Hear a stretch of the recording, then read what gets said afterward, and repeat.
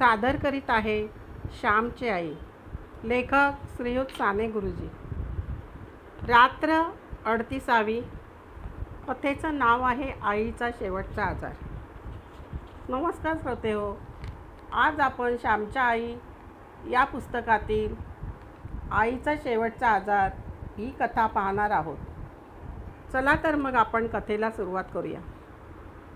श्याम आजारी पडला. अंगात तापही होता. डोळे मिटून तो पडला होता.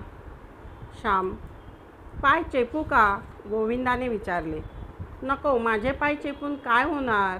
माझी सेवा नको करायला. तुम्ही आपापली कामे करा. त्या मोहन पाटलाचा टाका लवकर विणून द्या. जा, माझ्याजवळ बसून काय होणार? राम राम म्हणत मी शांत पडून राहील, श्याम म्हणाला. श्याम, कोणी आजारी पडले तर आपण जातो. आपल्या आश्रमातील कोणी आजारी पडला तर त्याच्याजवळ नको का बसायला? रामने विचारले. अरे, इतका का मी आजारी आहे? तुमचे माझ्यावर प्रेम आहे ना. मी कितीही जेवलो तरी पोटभर जेवलो असे तुम्हास वाटत नाही. मी बरा असलो तर बरा आहे असे वाटत नाही. मी आजारी नसलो तरी तुम्ही कामाला गेलात तरच मला बरे वाटेल. जा तू राम, तूही पिंजायला जा. श्यामच्या निक्षून सांगण्यामुळे सगळेच गेले. सायंकाळी श्यामला जरा बरे वाटत होते. अंथरुणावर बसून तो सूत कातीत होता. तोंडाने पुढील गोड श्लोक म्हणत होता. सुचो रुचो ना तुझविन काही, सुचो रुचो ना तुझविन काही, जडो सदा जीव तुझ्याच पायी, जडो सदा जीव तुझ्याच पायी. तुझाच लागो मज एक छंद, तुझाच लागो मज एक छंद, मुखात गोविंद हरे मुकुंद, मुखात गोविंद हरे मुकुंद. तुझाच लागो मज एक नाद, तुझाच लागो मज एक नाद, सरोत सारेच वितंडवाद, सरोत सारेच वितंडवाद. तुझा असो एक प्रेमळ बंध, तुझा असो एक प्रेमळ बंध, मुखात गोविंद हरे मुकुंद, मुखात गोविंद हरे मुकुंद. काय रे, आताशे आलात? श्यामने विचारले. तुम्ही रात्री सांगणार का गोष्ट? एका लहान मुलाने विचारले. हो, सांगेन, तुम्ही या, श्याम म्हणाला. पहा, तुम्हाला छान छान दगड आणले आहेत. आम्ही त्या टेकडीवर फिरायला गेलो होतो ना, एक मुलगा म्हणाला व त्याने ते दगड श्यामजवळ ठेवले. खरेच किती सुंदर आहेत हे. या, आपण त्यांची चित्रे करू. मी पोपट करतो हं. असे म्हणून श्याम त्या खड्यांचा पोपट करू लागला. मुले एक एक खडा देत होती. आता चोचीचा लाल रंगाचा खडा हवा, लहानसा, श्याम म्हणाला. हा घ्या. पहा, चांगला आहे, एक मुलगा म्हणाला. श्यामने तो खडा लावला व सुंदर रागू तयार झाला. आता मोर बनवा, मोर, दुसरा एक मुलगा म्हणाला. तुम्हीच बनवा मोर, श्याम म्हणाला. आम्हाला चांगला येत नाही, तो म्हणाला.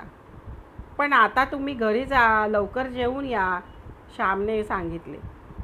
चला रे, जेवण करून येऊ, एक मोठा समजूतदार मुलगा बोलला व ती पाखरे उडून गेली.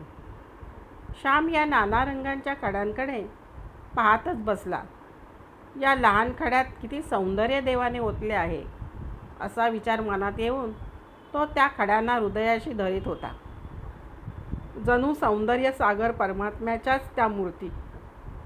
भक्ताला जिकडे तिकडे ईश्वराच्या मूर्ती दिसतात याचा अल्प अनुभव त्याला येत होता. एक प्रकारची कोमलता त्याच्या मुखावर शोभत होती.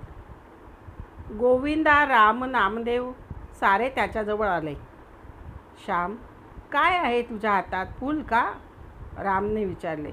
अरे, फुलाला माझे मलिन व पापी हात मी कधी लावतो का? मी दुरूनच त्याला हात जोडीत असतो, श्याम म्हणाला.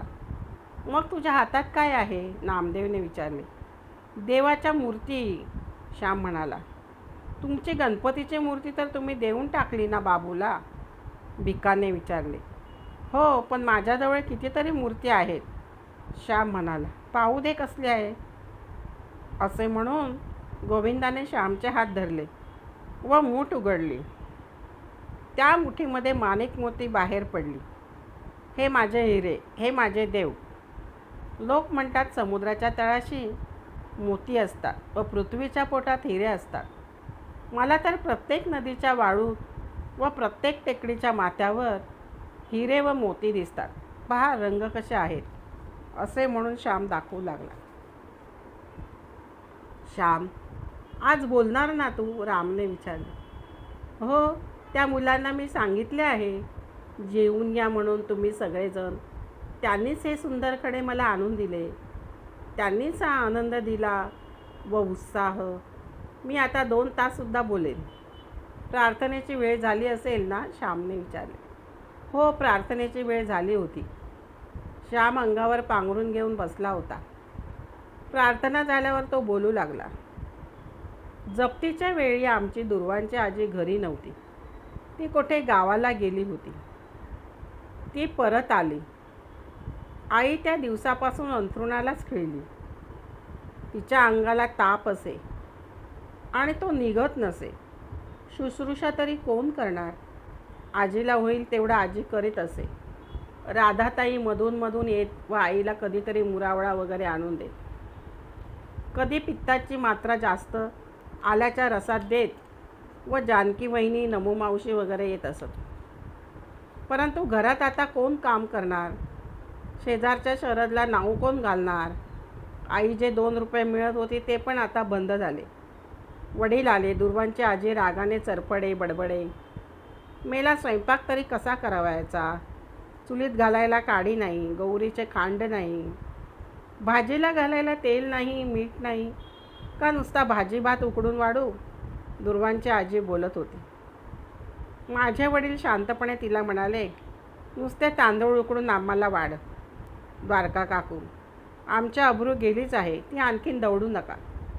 त्या दिवशी आई पुरुषोत्तमला म्हणाले, पुरुषोत्तम, तुझ्या मावशीला पत्र लिही. आता अखेरच्या वेळी तीच उपयोगी पडेल. तिला लिही म्हणजे ती येईल. राधाताईंना एक कार्ड देण्यासाठी मी सांगितले आहे. जा घेऊन ये. नाहीतर इंदूलाच मी बोलावते म्हणून सांग. ती चांगले पत्र लिहील. जा बाळ, बोलावणार. पुरुषोत्तमने इंदूला सांगितले व इंदू कार्ड घेऊन आली. यशोदाबाई, जास्त का वाटत आहे तुम्हाला? कपाळात चेपून देऊ का मी? ती प्रेमळ मुलगी म्हणाली. नको इंदू, विचारलेच तेवढे पुष्कळ हो. कपाळ चेपून अधिकच दुखते. तुला पत्र लिहिण्यासाठी बोलावले आहे. माझ्या बहिणीला पत्र लिहायचे आहे. सखूला, तिला माझी सारी हकीकत लिही व मी बोलावले आहे म्हणून लिही. कसं लिहावे तुला चांगलेच समजेल, आई म्हणाली. इंदूने पत्र लिहिले व वर पत्ता लिहिला. पुरुषोत्तम ते पत्र पेटीत टाकून आला. इंदूचा मुलगा घरी उठला होता म्हणून इंदू निघून गेली. बाळ, पाणी दे रे, आई माझ्या लहान भावाला म्हणाली. तो एकदम तोंडात ओतू लागला. चमच्याने घाल रे तोंडात, संधेच्या पळीने घाल. चमचा नसला कुठे तर, असे आईने सांगितले तसे पुरुषोत्तमने पाणी पाजले. या जानकीबाई, या हो बसा. जानकीबाई समाचाराला आल्या होत्या. पाय चेपू का जरा? त्यांनी विचारले. चेपू बिपू नका, ही हाडे जानकीबाई चेपल्याने खरंच जास्त दुखतात हो. जवळ बसा म्हणजे झाले, आई म्हणाली. आवळ्याची वडी आणून देऊ का? जिभेला थोडी चव येईल, जानकीबाईने विचारले. द्या तुकडा आणून, क्षीण स्वरात आई म्हणाली. चल पुरुषोत्तम, तुझजवळ देते तुकडा, तो आईला आणून दे, असे म्हणून जानकीबाईंनी निघून गेल्या.